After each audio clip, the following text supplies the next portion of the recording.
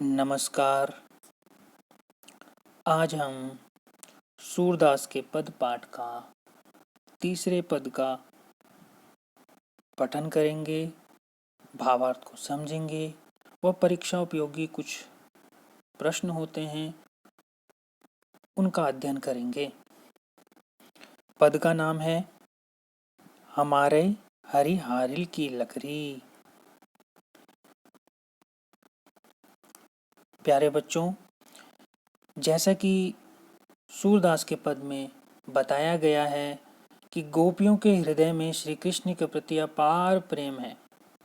इतना ज़्यादा प्रेम है कि उद्धव, ज्ञानी पुरुष उद्धव भी उसके सामने कुछ नहीं नजर आता। यानी श्री कृष्ण भगवान को जब मथुरा जाना पड़ गया था, तब उन्होंने अपने सखा उद्धव को गोपियों के पास भेजा। क्यों भेजा? कि निर्गुण ज्ञान पर सगुण भक्ति की विजय हेतु, यानी जो उद्धव का निर्गुण ज्ञान था उस पर जो है गोपियों की जो सगुण भक्ति थी उसकी विजय को दर्शाने के लिए, उसकी विजय दिखाने के लिए जो है उद्धव को गोपियों के पास भेजा था। परंतु गोपियों ने क्या किया? निर्गुण ज्ञान को अस्वीकार कर दिया और स्पष्ट कर दिया कि श्री कृष्ण भगवान ही उनका एक निष्ठ प्रेम है। ठीक है, उसी की झलक इस पद में देखने को मिलती है। तो आइए इसका पाठन करते हैं। हमारे हरि हारिल की लकड़ी। हमारे हरि हारिल की लकड़ी, हमारे हरि हारिल की लकड़ी। मन क्रम वचन नंद नंदन और यह दृढ़ करी पकड़ी। हमारे हरि हारिल की लकड़ी। जागत सोवत स्वप्न दिवस निसी, जागत सोवत स्वप्न दिवस निसी। कान कान जकरी, हमारे हरि हारिल की लकड़ी। सुनत जोग लागत है सो, सुनत जोग लागत है सो, ज्यों करवी ककरी। हमारे हरि हारिल की लकड़ी। सूतो व्याधि हम कौन ले आए, सूतो व्याधि हम कौन ले आए। देखी सुनी न करी, हमारे हरि हारिल की लकड़ी। यह तो सूर तिन्हि लय सौंपो, यह तो सूर तिन्हि लय सौंपो। जिनके मन चकरी, हमारे हरि हारिल की लकड़ी। हमारे हरि हारिल की लकड़ी। तो इस पद में गोपियाँ कहती हैं, क्या कह रही हैं गोपियाँ? गोपियाँ किससे कह रही हैं? उद्धव से कह रही हैं। जो ज्ञानी पुरुष उद्धव हैं, जिन्हें श्री कृष्ण भगवान ने गोपियों के पास भेजा है, उनसे कह रही हैं। क्या कह रही हैं?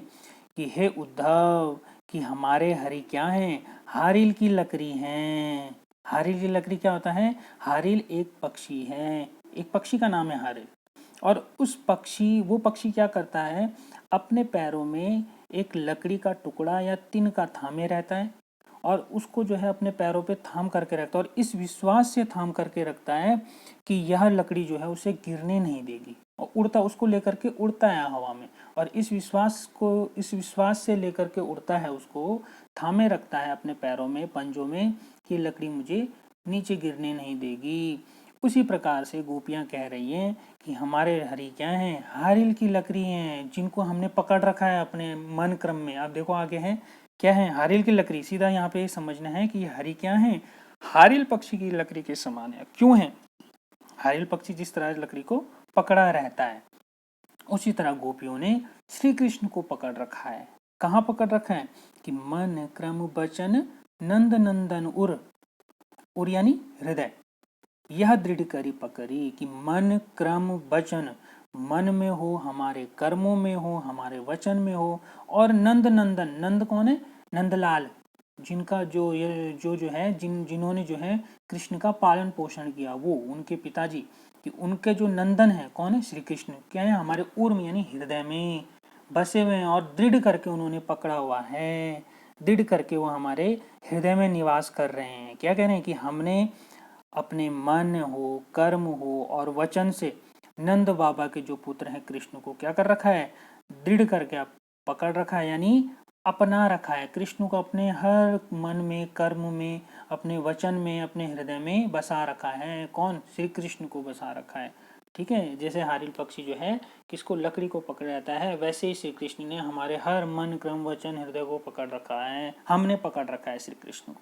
ठीक है, क्या कह रहे हैं, जागत सोवत स्वप्न दिवस निसी, कि जागत यानी जागते हुए, सोवत सोते हुए, स्वप्न यानी सपने में, दिवस यानी दिन में, निसी यानी रात में, कि जागते हुए, सोते हुए, स्वप्न में, दिन हो चाहे रात हो, कोई भी चीज हो, कि हम क्या करते हैं, कान कान जकरी, कान कान जकरी का अर्थ क्या है कि हम जो है जो जागते हुए, सोते हुए, सपने में, दिन में, रात में, हर समय जो है क्या करते रहते हैं, कहना कहना कहना कहना करते रहते हैं, कृष्ण भगवान का नाम रटते रहते हैं, कृष्ण कृष्ण करते रहते हैं।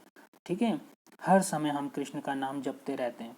कह रहे हैं कि सुनत जोग लागत है ऐसो, कि हे उद्धव, कि तुम्हारे जो योग के संदेश हैं इनको सुनकर के क्या लग रहा है, कि सुनत जोग लागत है ऐसो, कि तुम्हारा जो योग का संदेश सुन करके ऐसा लग रहा है जैसे कड़वी ककड़ी हो। कड़वी ककड़ी क्या होती है, कड़वी ककड़ी होती है तो हम उसको खाते नहीं, हम उसको फेंक देते हैं, अब वो त्याज्य हो जाता है, हम उसको मतलब नहीं, खाने योग्य नहीं होता, वो बिल्कुल अच्छा नहीं होता, मन खराब कर देता है। ठीक है, तो वही चीज़ कह रहे हैं कि ये तो क्या है, ये जो योग का संदेश जो है ये कड़वी ककड़ी के समान है, जो हमारे मन को क्या कर रहा है, जो खराब कर रहा है, हमारे मन को जो है विचलित कर रहा है, हमारा मन को दुखी कर रहा है। ठीक है, तो ये कड़वी ककड़ी के समान है। तो यहाँ पे योग की तुलना किससे की, कड़वी ककड़ी से की, जो कड़वी ककड़ी होती है ना उससे तुलना की, योग की, ज्ञान की तुलना किससे की, कड़वी ककड़ी से की। ठीक है, आगे है, सू तो व्याधि हमको ले आए, दे की सुनी न करी। ठीक है, क्या है कि हम तो जो है कृष्ण के प्रेम का रोग हमको लग चुका है, गोपियां कह रही हैं कि हमको तो कृष्ण के प्रेम का रोग लग चुका है, कि जो है ऐसा रोग तुम अब हमारे लिए लेकर के आ गए हैं, कि जो हमने कहीं ना तो देखा और ना ही सुना। ठीक है, हमारे मन में तो सिर्फ और सिर्फ कृष्ण के प्रेम का रोग लगा है, हम तो सिर्फ इसी प्रेम के रोग को जानते हैं, लेकिन तुम जो रोग लेकर के आए हो वो वाला रोग तो ना तो हमने कहीं देखा और ना कहीं सुना और ना कभी हम पर वो रोग लगा। ठीक है, गोपियां उद्धव को कह रही हैं।